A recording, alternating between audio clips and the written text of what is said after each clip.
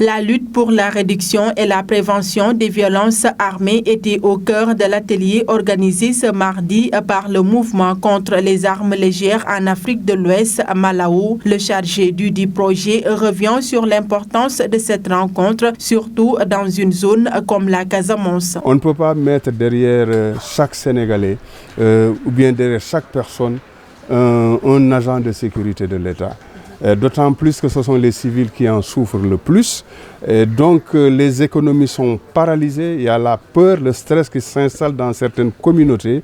Et donc c'est les amener de plus en plus à s'intéresser à la problématique de la circulation des armes, qui sont détenus à plus de 60% par des civils, qui ne sont pas répertoriés, qui sont incontrôlés et que l'on ne fabrique pas nous-mêmes.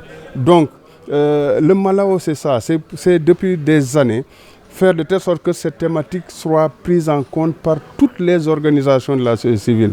Les populations vivant le long des frontières sont les premières victimes de ces conflits armés, d'où la présence de la Gambie et de la Guinée-Bissau. Il y a de temps en temps des actions d'agression, des vols à main armée.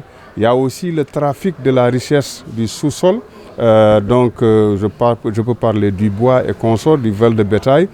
Donc, toutes ces menaces intéressent beaucoup plus aussi ces populations qui en souffrent le plus. Cause pour laquelle nous avons choisi stratégiquement ces deux pays. Humanité et inclusion, partenaires techniques et financiers, justifient les raisons de son engagement dans ce combat pour la sécurité. Donc nous intervenons en Casamance dans la lutte dans l'action contre les mines. Et dans le même sens, nous essayons d'accompagner justement ces associations-là qui travaillent justement sur la réduction des violences armées en Casamance. Rappelez que durant ces 2 jours, les participants vont réfléchir sur les voies et moyens d'arriver à une réduction de ces violences armées dans l'espace de la CEDEAO.